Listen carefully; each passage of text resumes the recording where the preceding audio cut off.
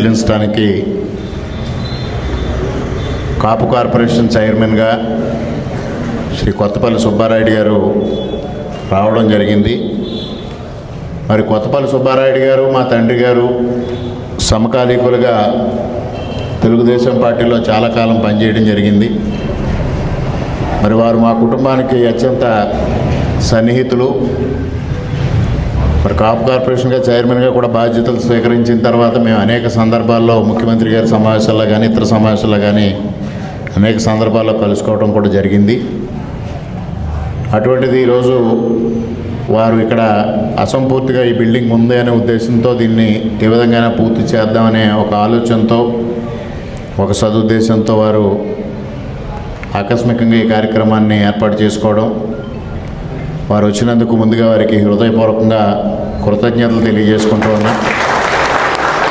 అదేవిధంగా ఈ కార్యక్రమానికి మరో ముఖ్య అతిథి ఈడీ బీసీ కార్పొరేషన్ వారికి, అదేవిధంగా eastern delta vice chairman project committee vice chairman Sudhakar Reddy garu, అదేవిధంగా జనసేన సమన్వయకర్త ఉభయ గోదావరి జిల్లాల సమన్వయకర్త రావణ్ నాగ్ గారికి, అదేవిధంగా తెలుగుదేశం పార్టీ మండల అధ్యక్షులు బుజ్జి గారికి, గ్రామ పెద్దలు వాసు గారు, చౌదరి గారు, పిఎస్సిఎస్ అధ్యక్షులు చౌదరి గారు, మండల జనసేన అధ్యక్షులు వీరబాబు గారు, పూర్వపు ఎంపీటీసీ సభ్యులు త్రిమూర్తులు గారు, వేదిక ముందున్న కాపు సోదర సోదరీమణులు,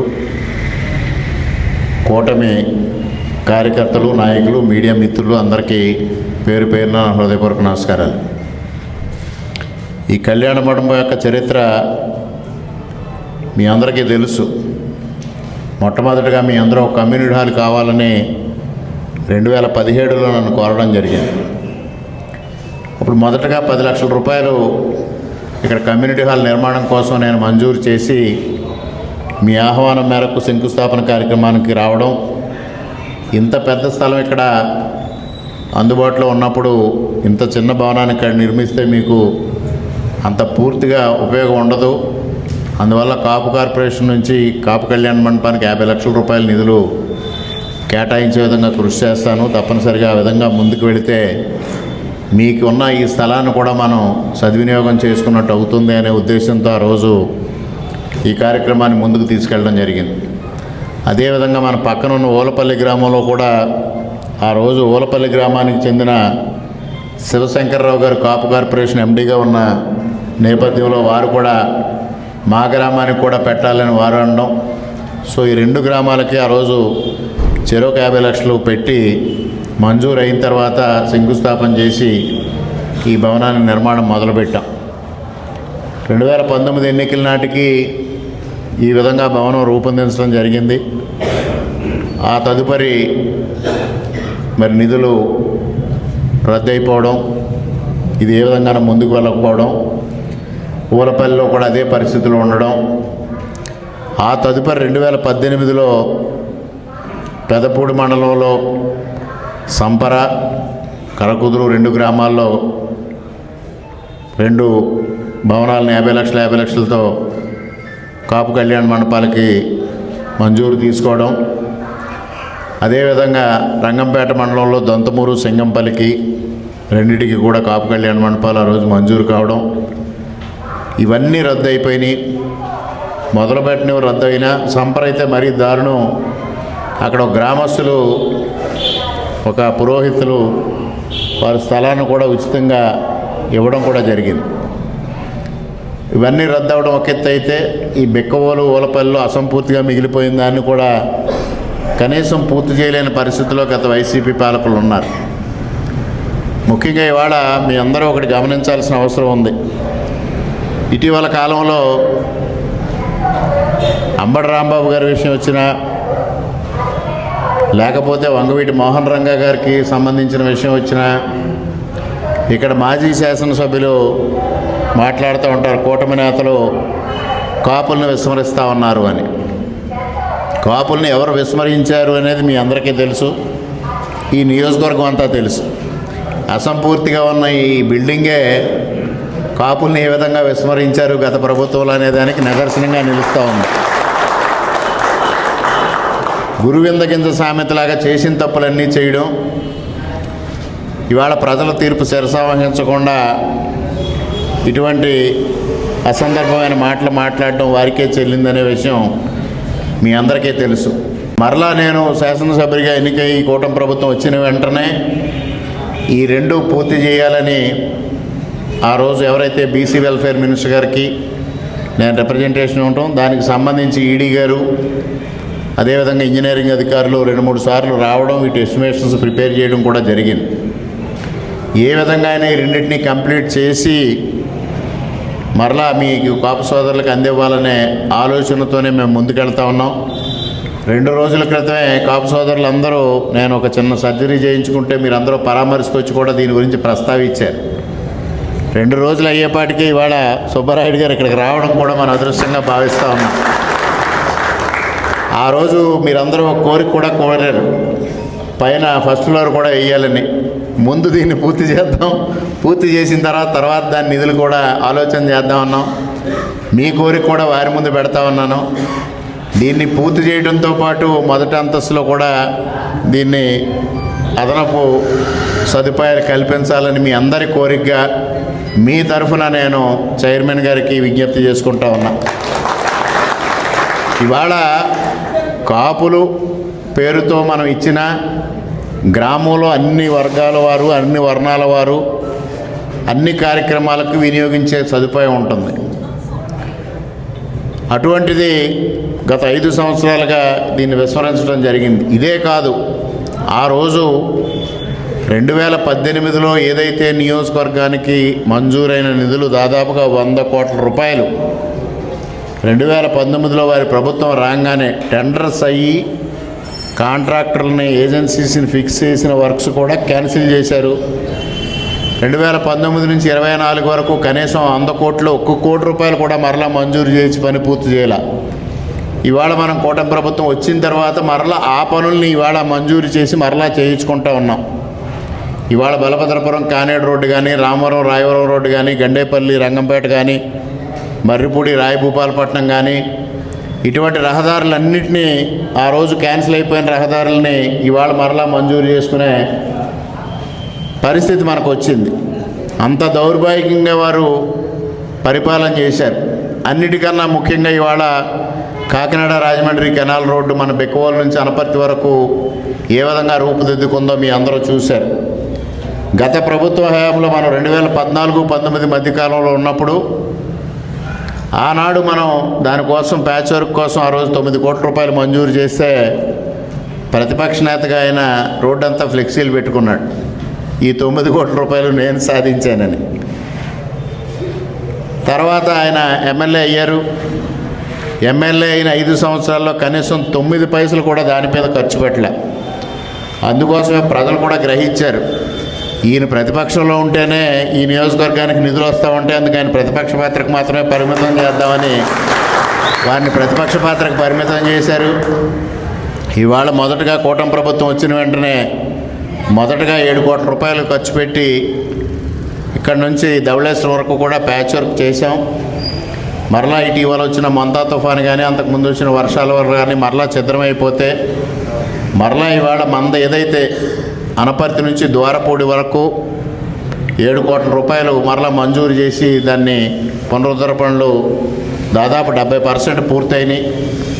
ఇప్పటికే చక్కగా వచ్చింది. మరి అందరూ మన ప్రాంత ప్రజానీకం అందరూ కోరుకునే జన్మభూమి ఎక్స్ప్రెస్ హాల్ట్ మనం సాధించుకుని మన జనవరి 6వ తేదీ నుంచి జన్మభూమిని కూడా అనపర్తిలో హాల్ట్ తీసుకోవడం జరిగింది. అదేవిధంగా అన్నిటికన్నా ముఖ్యమైనది వాళ్ళ ముఖ్యమంత్రి గారు కాకినాడ రాజమండ్రి కెనాల్ రోడ్ని పీపీపీ మోడల్లో 680 కోట్ల రూపాయలతో అభివృద్ధి చేయడం కోసం సూత్రప్రాయంగా వారు కూడా అంగీకరించారు. తప్పనిసరిగా దానికి ఆమోదం ఇవన్నీ తొందరలోనే ఆ ప్రక్రియ కూడా మొదలవుతుంది. ఈ విధంగా మనం అభివృద్ధి కార్యక్రమాలు నిరంతరంగా మనం చేసుకెళ్తా ఉన్నాం. ఏదైతే ఆనాడు మనం హయాంలో ప్రారంభించి అసంపూర్తిగా మిగిలిపోయిన పనులన్నింటినీ కూడా మరలా పూర్తి చేయడం కోసం కంకణం కట్టుకుని ముందుకు వెళ్ళడం జరుగుతూ ఉంది.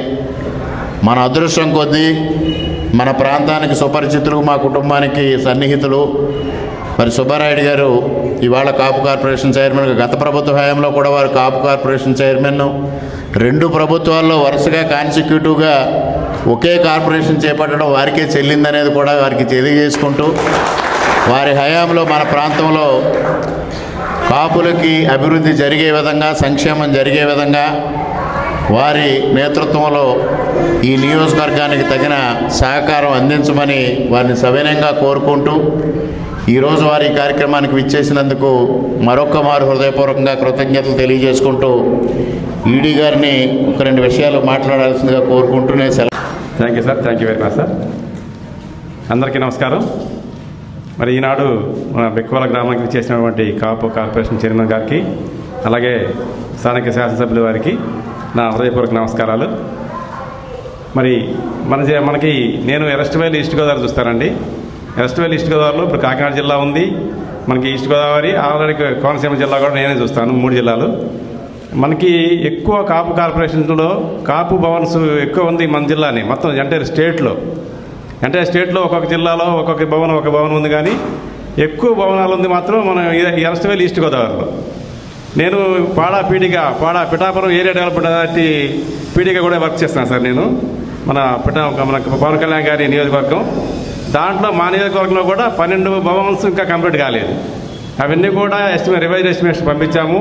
అది పవన్ కళ్యాణ్ గారి దృష్టిలో ఉంది, అవి కూడా త్వరలో రాబోతున్నాయి.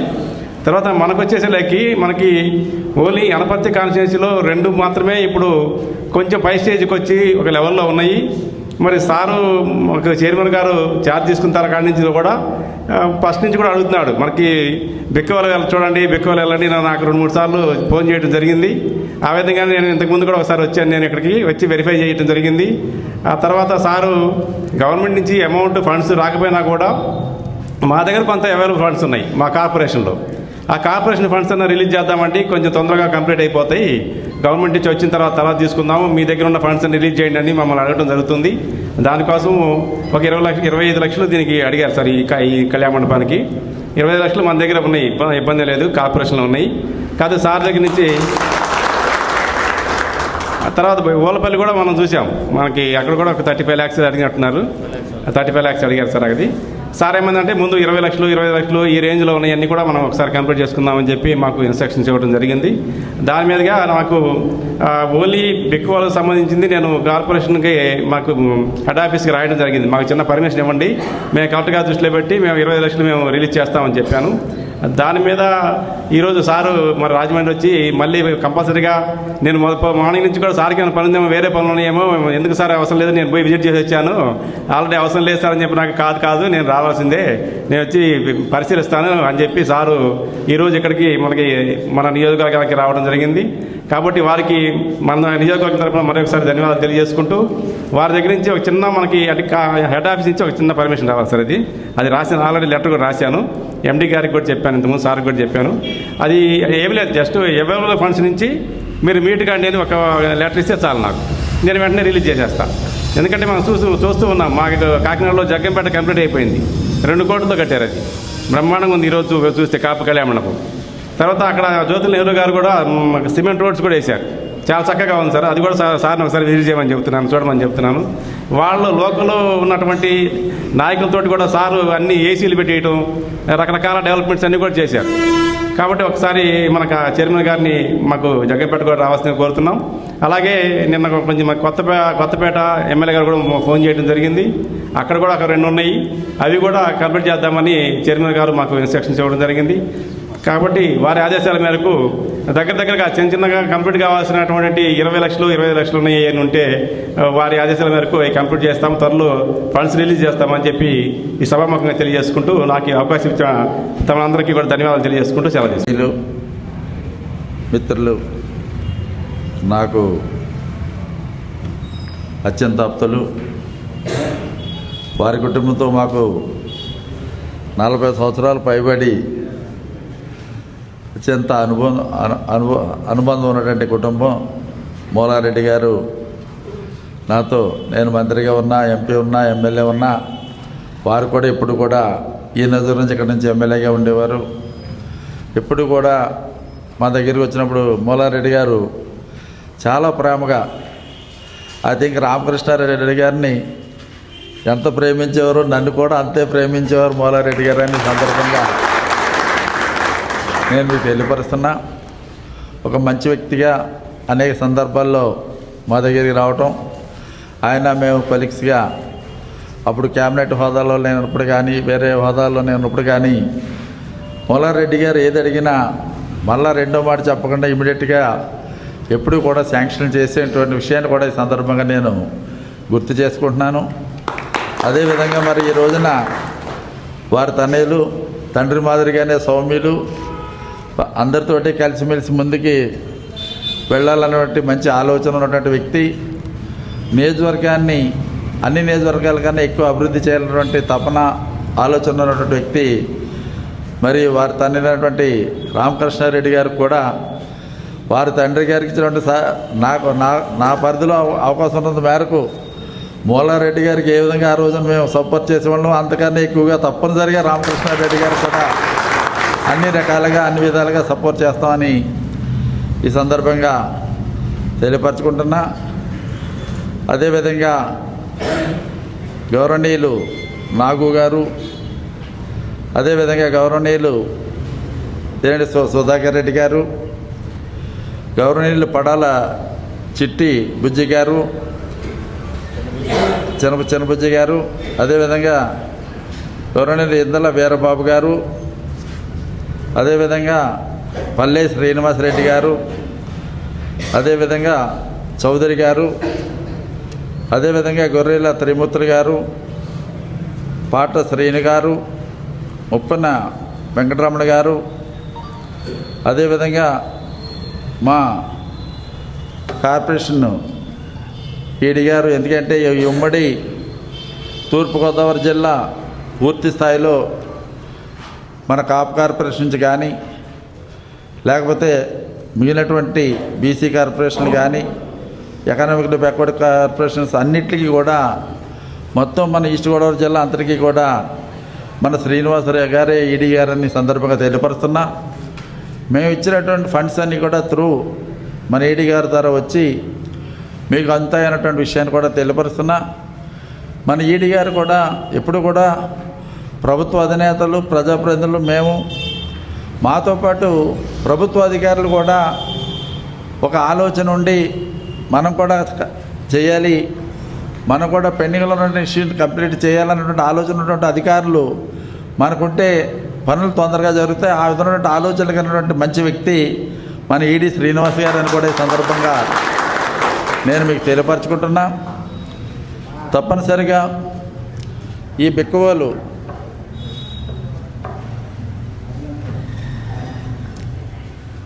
ఏదైతే ఈ కాపు భవనం ఉందో ఎమ్మెల్యే గారు చెప్పినట్టుగా లేకపోతే స్థానికంగా ఉన్నటువంటి కాపు సోదరులు పెద్దలందరూ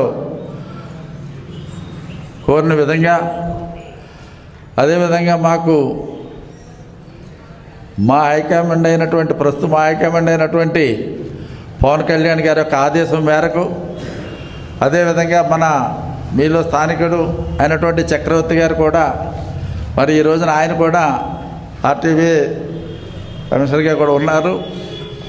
వారు కూడా దీని గురించి అన్ని సందర్భాల్లోని బాగా చెప్పడం, ఎమ్మెల్యే గారు అయితే ఎప్పుడు కలిసినా దీంతోపాటు మిగిలినటువంటి మా ఏదోలో కంప్లీట్ చేసే సుబ్బారెడ్డి గారు 7 సంవత్సరాలు బట్టి పెండింగ్లో ఉండిపోయి కొంత కన్స్ట్రక్షన్ జరిగి కొన్ని చోట్ల అనవసరంగా ఇన్కంప్లీట్గా ఉండడం మూలంగా బిల్డింగ్స్ కూడా కన్స్ట్రక్షన్ కూడా డ్యామేజెస్ అవుతున్నాయి. కనుక ఎక్కడ కనపడినా పెళ్ళిలో కనపడనివ్వండి, లేకపోతే పార్టీ మీటింగ్లో కనపడనివ్వండి, అఫీషియల్ మీటింగ్స్లో కనపడనివ్వండి, ఎక్కడ కనపడినా సరే తప్పనిసరిగా కాపు భవనాల గురించి అడగకుండా ఎప్పుడు కూడా ఇడిచిపెట్టేటువంటి గవర్నమెంట్ మీ ఎమ్మెల్యే గారు అని కూడా ఈ సందర్భంగా తెలియపరుస్తున్నా. ఈ రోజున మనందరికీ కూడా తెలుసు, ఏదైతే కాపు కార్పొరేషన్ అన్నది పూర్వం స్వతంత్రం వచ్చినప్పటి నుంచో లేకపోతే ఆంధ్ర రాష్ట్రం ఏర్పడినప్పటి నుంచో లేదు. మొట్టమొదటిసారిగా చంద్రబాబు నాయుడు గారు గతంలో ఆయన ముఖ్యమంత్రి ఉండగా కాపు కార్పొరేషన్ ఏర్పాటు చేసినటువంటి విషయాన్ని ఈ సందర్భంగా నేను మీ అందరికీ కూడా తెలియపరుస్తున్నా. ఆ రోజున మొట్టమొదటిసారిగా చంద్రబాబు నాయుడు గారు ముఖ్యమంత్రి ఉండగానే మనం ఈ కాపు కార్పొరేషన్ ఏర్పాటు చేసుకోవడం జరిగింది. వారు ఇచ్చినటువంటి జీవోఏ మనకి కార్పొరేషన్ వచ్చినటువంటి విషయాన్ని తెలియపరుస్తున్నా. ఆ విధంగా ఆయన హామీలో లాస్ట్ టైం ఆయన హామీలో మరి కాపు కార్పొరేషన్ను ఒక గోదావరి ఎక్స్ప్రెస్ ఎంత స్పీడ్గా పరిగెడుతుందో అంత స్పీడ్గా చంద్రబాబు నాయుడు గారి హయాంలో మరి కాపు కార్పొరేషన్ ముందుకు వెళ్ళినటువంటి విషయాన్ని కూడా ఈ సందర్భంగా తెలియపరుస్తున్నా. తర్వాత మన ప్రభుత్వం మారిపోవటం, వేరే ప్రభుత్వం రావటం, వాళ్ళు పూర్తిగా ఈ కాపు కార్పొరేషన్ పూర్తి స్థాయిలో నిర్లక్ష్యం చేయడం మూలంగా ఈ భవనాలు కానివ్వండి, లేకపోతే విదేశాలకు మన విద్య నుంచి పంపినటువంటి విద్యార్థులు కానివ్వండి, లేకపోతే మనం గతంలో కొంత లోన్స్ ఇచ్చి సగం లాగపోయిన లోన్స్ తీసుకున్నటువంటి వాళ్ళు కానివ్వండి, చాలా ఇబ్బందులు పడ్డారు అన్నటువంటి విషయాన్ని ఈ సందర్భంగా నేను మీ అందరికీ కూడా తెలియపరుస్తున్నా. కానీ మరలా ఈనాడు కూటమి ప్రభుత్వం వచ్చిన తర్వాత మన ఆంధ్ర రాష్ట్రానికి గౌరవ ముఖ్యమంత్రిగా 4వసారి చంద్రబాబు నాయుడు గారు ముఖ్యమంత్రిగా ఉండటం, భారతదేశానికి కూడా మోడీ గారు మరి అత్యంత అనుభవం మోడీ గారు కూడా 3వసారి ప్రధానమంత్రిగా ఉండటం, వీరిద్దరికీ తోడు వీరిద్దరిని అనుసంధానం చేసినటువంటి మహోన్నతమైన వ్యక్తి మన ఆంధ్ర రాష్ట్ర జనసేన పార్టీ అధినేత మన పవన్ కళ్యాణ్ గారు, ఆంధ్ర రాష్ట్ర డిప్యూటీ చీఫ్ మినిస్టర్ మన పవన్ కళ్యాణ్ గారి నాయకత్వంలో తప్పనిసరిగా ఈ కార్యక్రమాలన్నీ కూడా సంపూర్ణంగా చేస్తాం. మీ అందరూ కూడా ఆనందపడే విధంగా, మీరందరూ కూడా గర్వపడే విధంగా కూటమి ప్రభుత్వం ద్వారా, చంద్రబాబు నాయుడు గారి ద్వారా, అదేవిధంగా మోడీ గారి ద్వారా, అదేవిధంగా ముఖ్యంగా పవన్ కళ్యాణ్ గారి ద్వారా మనకి 100% న్యాయం జరుగుతున్నటువంటి ఆనందాన్ని మీరు భవిష్యత్తులో పొందుతారు అంటలో ఎటువంటి అనుమానం కానీ ఎటువంటి సందేహం కానీ లేదని సందర్భంగా నేను మీ అందరికీ కూడా తెలియపరుస్తున్నా. తప్పనిసరిగా మేము కూడా కమిట్మెంట్గా ఉంటాం. తప్పనిసరిగా అన్ని కార్యక్రమాలు కూడా పూర్తి చేయడానికి మేము ఎప్పుడు కూడా సిద్ధంగా ఉంటాం అన్నటువంటి విషయాన్ని ఈ సందర్భంగా తెలియపరుస్తున్నాం. కూటమి ప్రభుత్వం యొక్క ఆశ ఎప్పుడు కూడా ఒకటి, ఈ సమాజంలో ఈ భారతదేశంలో ఉన్నటువంటి పవిత్ర భారతంలో ఉన్నటువంటి ఆంధ్ర రాష్ట్రాన్ని అభివృద్ధి పదంలో, ప్రగతి పదంలో ముందుకు తీసుకున్నటువంటి ఆలోచన చంద్రబాబు నాయుడు గారిది, మోడీ గారిది, పవన్ కళ్యాణ్ గారిది అన్నటువంటి విషయాన్ని ఈ సందర్భంగా తెలియపరుస్తున్నా. వాళ్ళు ఎప్పుడు కూడా అభివృద్ధి కార్యక్రమాల మీదే దృష్టి పెడతారు. ఆంధ్ర రాష్ట్రంలో ప్రజల యొక్క జీవితాలు 3 పువ్వులు 6 కాయలుగా విరాజిల్లాలన్నటువంటి ఆలోచనతో వారు ముందుకు సాగుతారు అన్నటువంటి విషయాన్ని కూడా నేను మీకు తెలియపరుస్తున్నాం. మనం చూస్తున్నాం గతంలో ఉన్నటువంటి ప్రభుత్వం కానీ, ఈనాడు ప్రతిపక్షంగా ఉన్నటువంటి పార్టీ కానీ ఏ విధంగా అరాచక కార్యక్రమాలకు పాల్పడుతున్నటువంటి విషయాన్ని మనం చూస్తున్నాం. ప్రభుత్వం ఉండగా కొన్ని అరాచక కార్యక్రమాలు చేస్తే మరి ప్రజలు దైవం బుద్ధి చెబితే మరి 151 స్థానాల నుంచి కేవలం ఈ రోజున 11 స్థానాలకు దిగజారిపోయి ప్రతిపక్ష హోదా కూడా లేకుండా దిగజారినా కానీ ఇంకా వాళ్ళలో వివేకం రాలేదు, ఇంకా వాళ్ళలో తెలివి రాలేనటువంటి విషయాన్ని సందర్భంగా నేను తెలియపరుస్తున్నాం. తిరుపతి వెంకన్న బాబు గారంటే తిరుపతి దైవం, మనందరికీ కూడా దైవం. మనకే కాదు, ఆంధ్ర రాష్ట్ర ప్రజానికే కాదు, ఒక్క భారతదేశంలో ప్రజలకే కాదు, యావత్ ప్రపంచంలో ఉన్నటువంటి అందరూ కూడా తిరుపతి వెంకన్న బాబు గారంటే లేచి నుంచి 2 చేతులు పెట్టి దండం పెట్టి దైవమా మీరు మమ్మల్ని కాపాడాలి అని ప్రతి ఒక్కళ్ళు కూడా ఆయన యొక్క ఆశీర్వాదాలు పొందడానికి ప్రయత్నం చేస్తే విషయాన్ని మనందరికీ కూడా తెలుసు. కానీ వైసీపీ ప్రభుత్వం ఆ విధంగా కాకుండా తిరుపతి దైవాన్ని కూడా అతి సామాన్యంగా లెక్కల్లో పెట్టుకుని దైవ సన్నిధిలో దైవ కార్యక్రమాలకి వినియోగించేటువంటి లడ్డూల విషయంలో కానీ వీటిలో కానీ ఏ విధంగా గత ప్రభుత్వం మరి కార్యక్రమాలు నిర్వహించిందో, ఏ విధంగా లడ్డు యొక్క విశిష్టతని, లడ్డు యొక్క ప్రాధాన్యతని ఏ విధంగా దిగదార్చిందో మనం అందరం కూడా చూసాం.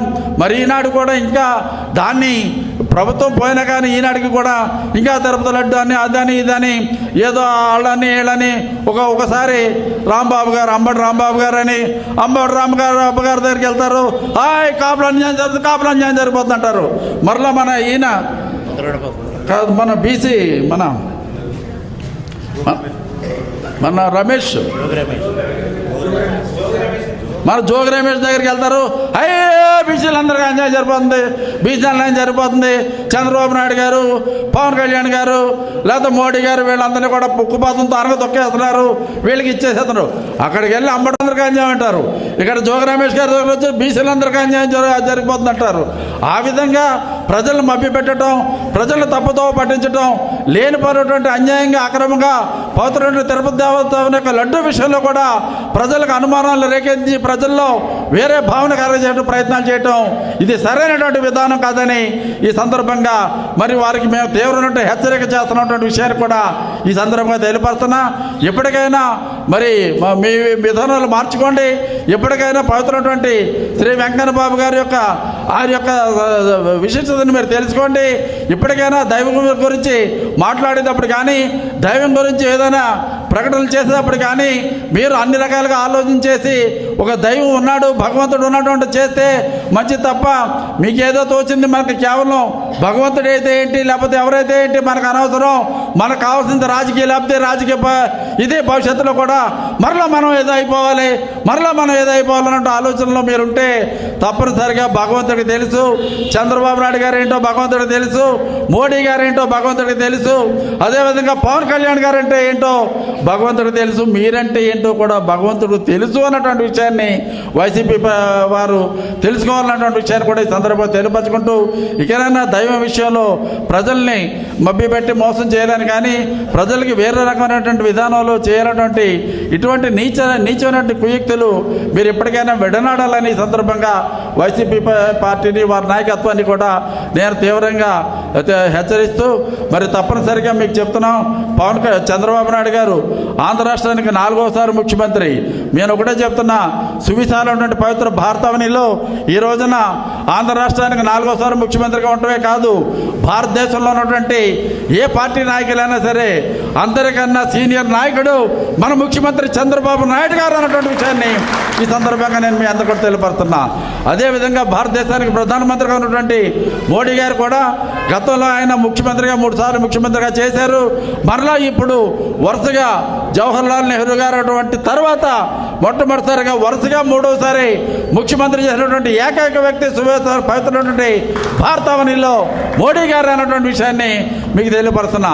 ఆ విధంగా ఒక పక్క చంద్రబాబు నాయుడు గారు, ఒక పక్క మోడీ గారు, మరొక పక్క ఉరకలు వేస్తూ ఉత్సాహంగా ఉన్నటువంటి మన జనసేన పార్టీ అధినేత ఆంధ్ర రాష్ట్ర deputy chief minister Pawan Kalyan garu, ఈ ముగ్గురు యొక్క నాయకత్వంలో మన ఆంధ్ర రాష్ట్రం అభివృద్ధి పథంలో, ప్రగతి పథంలో ముందుకు సాగుతుందంటలో ఎటువంటి అనుమానం కానీ ఎటువంటి సందేహం కానీ లేదు అని కూడా ఈ సందర్భంగా నేను మీ అందరికీ కూడా తెలియపరచుకుంటూ, కాపు కార్పొరేషన్ విషయంలో విదేశీ విద్య విషయంలో కానివ్వండి, లేకపోతే మన వాళ్ళకి లోన్లు సబ్సిడీ లోన్ ఇచ్చేటువంటి విషయంలో కానివ్వండి, లేకపోతే పూర్తిగా కాపు భవనాల విషయంలో కానివ్వండి, అన్ని రకాలుగా లేకపోతే ఎడ్యుకేషన్ ట్రైనింగ్ సెంటర్స్ ఇచ్చేటువంటి విషయంలో కానివ్వండి, లేకపోతే మిషన్ ట్రైనింగ్ సెంటర్స్ ఇచ్చి మిషన్లో చేతులతో ప్రోత్సహించే విషయంలో కానివ్వండి, ఎటువంటి ఇబ్బందులు కలగకుండా రాష్ట్ర యొక్క ఆర్థిక పరిస్థితి ఏ విధంగా ఉన్నప్పటికీ కూడా రాష్ట్రాన్ని గత ప్రభుత్వం ఏ విధంగా దివాళా తీయించినప్పటికీ కూడా చంద్రబాబు నాయుడు గారి యొక్క నాయకత్వంలో, మోడీ గారి యొక్క నాయకత్వంలో, పవన్ కళ్యాణ్ గారి యొక్క నాయకత్వంలో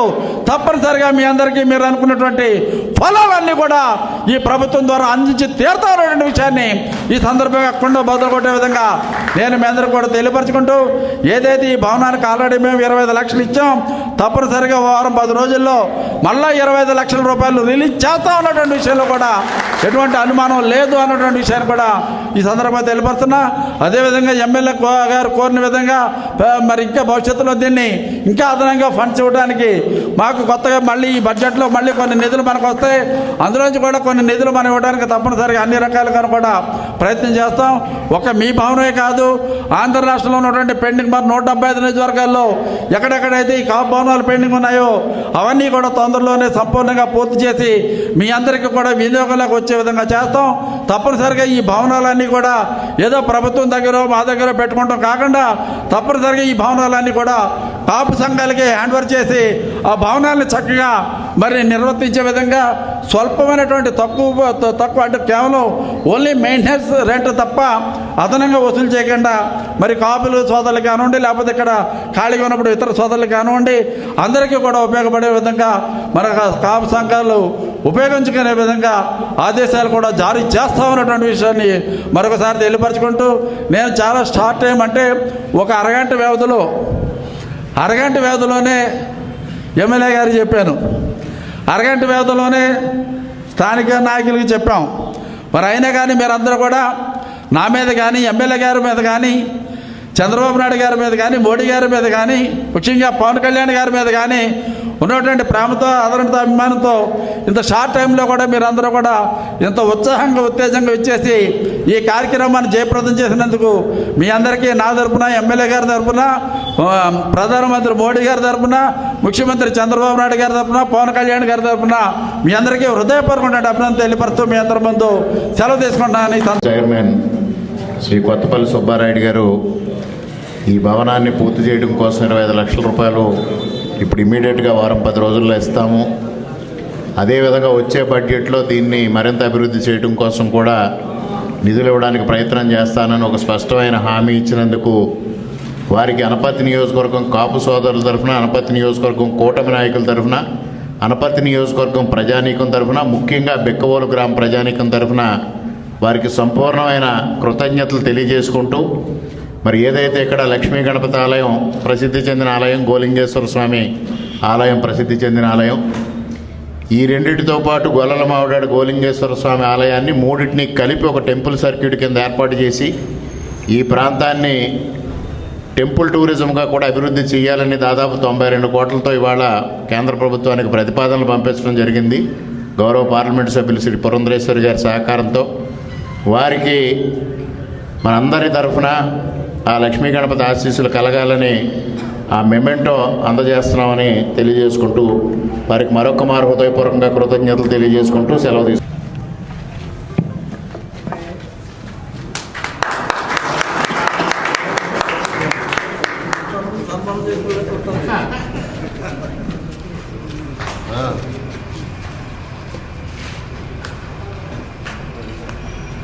ఈ సమావేశానికి సభాధ్యక్షత